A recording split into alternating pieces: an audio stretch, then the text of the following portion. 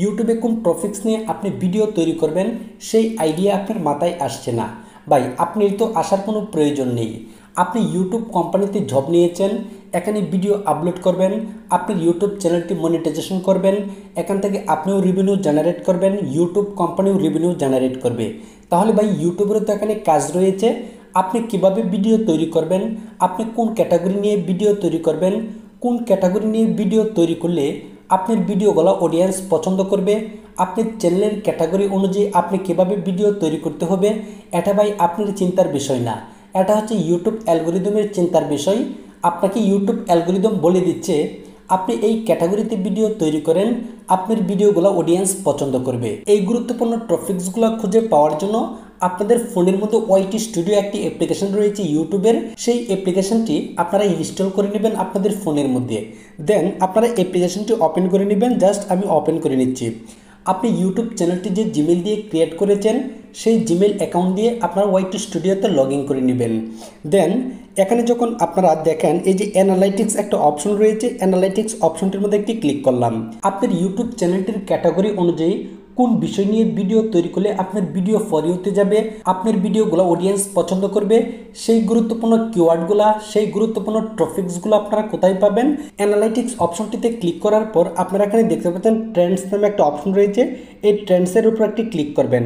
Click করার পর বন্ধুরা আপনারা এখানে দেখতে পাচ্ছেন টপ চার্জার্স, মানে অডিয়েন্স, মানুষজন ইউটিউবে এসে কোন বিষয়গুলো নিয়ে আপনার চ্যানেলের ক্যাটাগরি অনুযায়ী বেশি বেশি চার্জ করতেছে, কোন কিওয়ার্ডগুলো লিখে লিখে বেশি বেশি চার্জ করতেছে, সেই কিওয়ার্ডগুলো এখানে আপনারা খুঁজে পাবেন।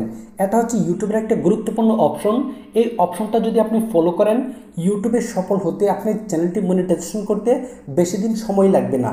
দেখেন টপ চার্জার্স এই অপশনটির মধ্যে ক্লিক করার পর আমরা যদি এই এরো চিহ্নটির মধ্যে একটি ক্লিক করি, এরো চিহ্নটিতে ক্লিক করার পর দেখেন অনেকগুলো কিওয়ার্ড এখানে রয়েছে, যে কিওয়ার্ডগুলো নিয়ে আমাকে ভিডিও তৈরি করতে বলছে।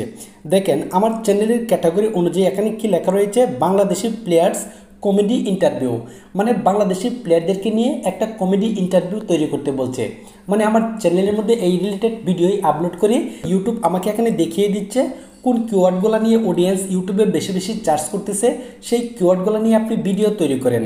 এরপর আপনারা এখানে লক্ষ্য করছেন এই যে দেখেন বাংলাদেশি পিকচার ফানি ভিডিও, এরপর এখানে দেখতে পাচ্ছেন বাংলাদেশি ইউটিউবার ফানি ভিডিও, এরপর এখানে দেখতে পাচ্ছেন বাংলাদেশি কমেডি অ্যাক্টর নেম, এরপর এখানে দেখতে পাচ্ছেন বাংলাদেশি টপ ফানি ভিডিও। এই যে কিওয়ার্ডগুলো আপনারা এখানে লক্ষ্য করছেন, এই যে কিওয়ার্ডগুলো দেখতে পাচ্ছেন, এই কিওয়ার্ডগুলো নিয়ে আপনাকে ভিডিও তৈরি করতে হবে। ইউটিউব আপনাকে একটা এক্সপেরিমেন্ট আইডিয়া দিচ্ছে, আপনি এই কিওয়ার্ডগুলো নিয়ে ভিডিও তৈরি করেন। এখন এখানে আপনি বাংলাদেশি প্লেয়ার কমিটি ইন্টারভিউ এই রিলেটেড ভিডিও তৈরি করতে পারেন। দেন এখানে যে কিওয়ার্ডগুলো রয়েছে এই কিওয়ার্ডটি অবশ্যই আপনার ভিডিওর থাম্বনেলে ব্যবহার করবেন, আপনার ভিডিওর ডিসক্রিপশনে ব্যবহার করবেন, আপনার ভিডিওর ট্যাগের মধ্যে ব্যবহার করবেন।